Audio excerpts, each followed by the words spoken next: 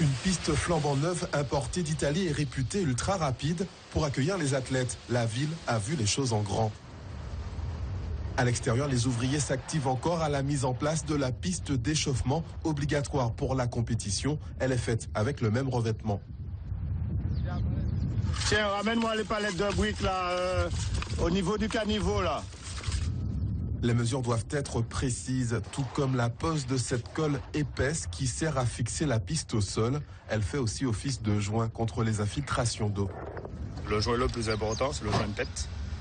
Il faut pas qu'il y ait une fente pour que l'eau rentre, pour l'humidité, pour le décollement et tout. Voilà. Je vous montre comment je fais. Parfait. Voilà. Soulève. Je vais passer la colle. Voilà. Parfait. Voilà. Posé. Les briques, c'est fait pour lester les joints aussi. Comme pour que les joints ne se chevauchent pas. Au total, 4 jours de collage et un jour de marquage seront nécessaires. Dans le stade, les préparatifs sont quasi terminés. L'ensemble des tribunes est passé au jet d'eau haute pression. Tout doit être au nickel pour le jour J. C'était très sale? Oui, vraiment sale, notamment les parties nord, par rapport à l'exposition au soleil et au pluie. Ça a été quand même avec le supercarcher que nous avons, le matériel et les bonhommes, ça va, on est dans les délais. En hauteur, ce sont désormais 14 projecteurs qui éclairent la piste au lieu de 28 précédemment. Plus économe et surtout plus efficace, l'installation électrique aura coûté la bagatelle de 1 500 000 €. L'intérieur de la piste a été rénové et des équipements nouveaux commandés. Pour le reste, on fera avec l'ancien.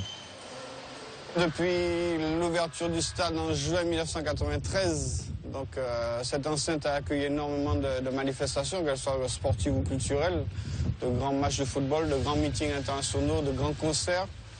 Et donc c'est juste une continuité. C'est vrai que après plus de 20 ans, l'enceinte commençait à connaître quelques sérieux défauts. À l'entrée, des travaux un peu particuliers sont en cours. C'est un baobab qui a été offert par le président Senghor à M. Césaire. Il nous pose un problème puisque ses racines ont soulevé le terre-plein et ça pose un problème au niveau de l'ouverture de la porte antipanique, de la tribune B.